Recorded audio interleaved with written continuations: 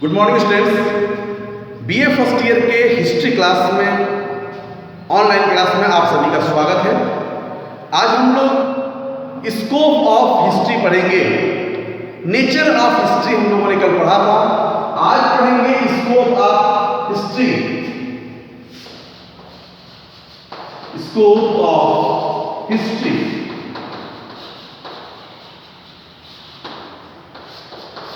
इतिहास का क्षेत्र। इतिहास का क्षेत्र। क्षेत्र क्या होता है पता है आप लोगों को? Area, scope. तो स्कोप क्या है हिस्ट्री का, इसके बारे में आज अध्ययन हम लोग करेंगे।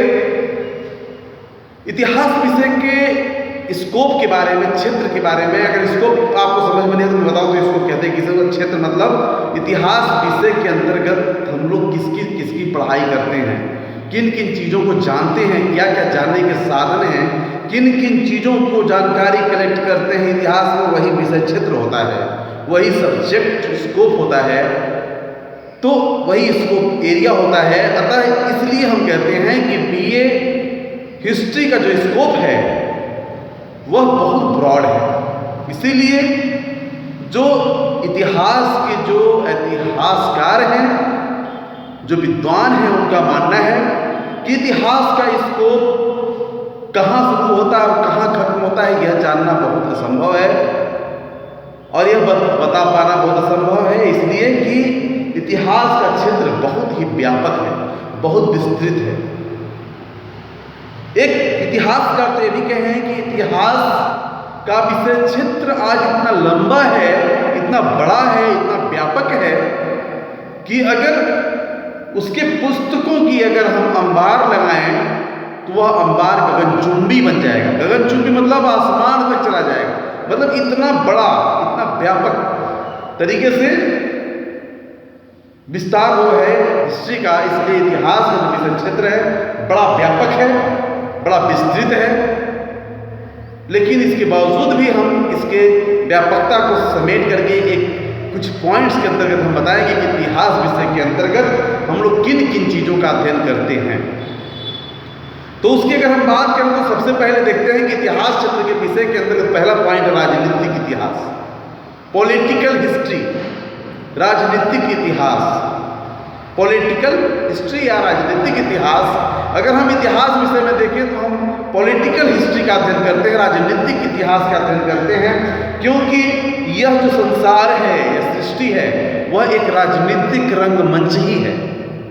रंगमंच अर्थात हम कह सकते हैं कि एक स्टेज है जिस पर कुछ राजनीतिज्ञ, कुछ व्यक्ति नेतृत्व समाज का करते हुए एक समाज को नया दिशा देते हैं, एक समाज को नया उमंग देते हैं, एक समाज को नया संचालन देते हैं, नेतृत्व देते हैं और समाज का एक निर्माण करते हैं।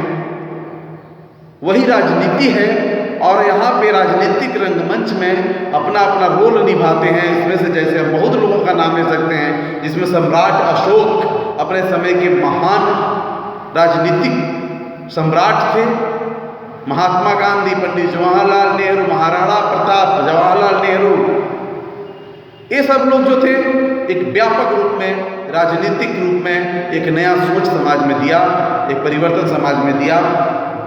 एक महापुरुषों की, इनसे महापुरुषों की हम जीवनियाँ पढ़ते हैं, ऐसे महापुरुषों की हम इतिहास में पढ़ते हैं, जानकारी प्राप्त करते हैं इतिहास में, इन लोगों ने किस तरह से समाज को अपने राजनीतिक रंगमंच के आधार पर समाज को किस प्रकार से एक नया दिशा दिया, एक नया विस्तार दिया, एक नया कह सकते हैं कि किस तरह से संचालन नेतृत्व दिया, इसके बारे में हम अध्ययन करते हैं इतिहास के अंतर्गत। दूसरे पॉइंट की अगर हम चर्चा करें तो वह है संवैधानिक इतिहास, कॉन्स्टिट्यूशनल हिस्ट्री।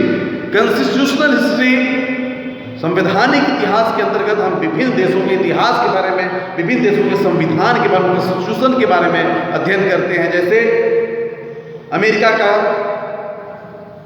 जापान का, फ्रांस का, भारत का संविधान कैसे बना, कैसे निर्माण हुआ, संविधान को निर्माण में कितने समय लगे।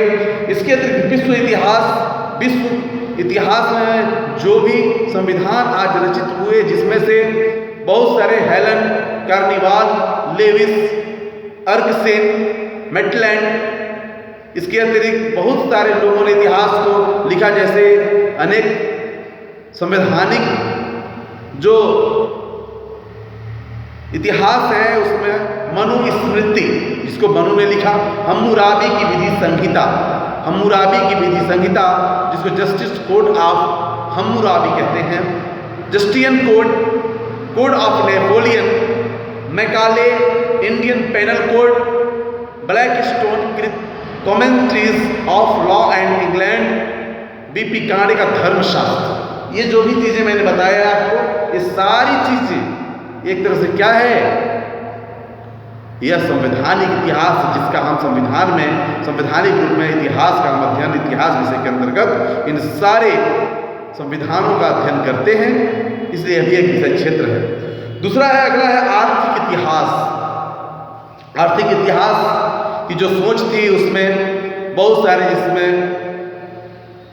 विद्वान हुए, इतिहासकार हुए, जिसमें कोदोरस कॉम्टे, बर्कले, कार्ल मार्क्स का सर्वाधिक योगदान रहा है आर्थिक इतिहास के अंतर्गत, जिसमें आर्थिक इतिहास के अंदर पूंजीपति वर्ग, बुर्जुआ वर्ग, दास वर्ग, जैसे कार्ल मार्क्स ने अपने दास कैपिटल में लिखा है दास प्रथा क्या थी, किस तरह से शोषण होता था दास प्रथा में पूंजीपतियों के द्वारा। इन सारे इतिहास को आर्थिक रूप में हम अध्ययन करते हैं। जीएन क्लार्क ने आधुनिक युग में आर्थिक इतिहास के क्षेत्र में अंतर्गत एक उच्च स्थान प्राप्त कर लिया और इतिहास लिखा, उन्होंने आर्थिक इतिहास लिखा। उन सारी चीज़ों का अध्ययन हम इतिहास के अंतर्गत करते हैं। इतिहास का अगला क्षेत्र अगर हम देखें तो सामाजिक इतिहास। सामाजिक इतिहास के अंतर्गत मानवीय व्यवहार के सामान्य नियमों का अध्ययन करते हैं। टैनवी ने लिखा है कि इतिहास का निर्माण सामाजिक तत्वों से हुआ है। इतिहास समाज के विकास में राष्ट्रों नहीं बल्कि विभिन्न युगीन समाजों में हुआ है। अगला हम देखते हैं राजनीतिक इतिहास, राजनयिक इतिहास। राजनयिक इतिहास दो देशों के बीच में जो संबंध होता है उसको राजनयिक इतिहास हम कहते हैं। राजनयिक इतिहास की अगर हम बात करें तो हम इसका भी अध्ययन करते हैं कि भारत का अन्य देशों के साथ संबंध कैसा है, अन्य देशों का संबंध भारत के साथ कैसा है, अन्य देशों से किस तरह से भारत का आयात निर्यात संबंध, आर्थिक संबंध, राजनयिक संबंध कैसे है, भारत का चीन के साथ संबंध है कैसा है, भारत का पाकिस्तान के संबंध कैसा है। इन सभी चीज़ों का अध्ययन हम इसके अंतर्गत करते हैं। यह राजनयिक इतिहास है। आज हम बस इतना ही पढ़ाएंगे। कल हम इतिहास के विषय क्षेत्र के अंतर्गत ही नेक्स्ट टॉपिक नहीं सॉरी इसी के अगला पॉइंट, जिसमें हम धार्मिक इतिहास, सांस्कृतिक इतिहास और संसदीय इतिहास के बारे में अध्ययन करेंगे। और आज के लिए बस इतना ही।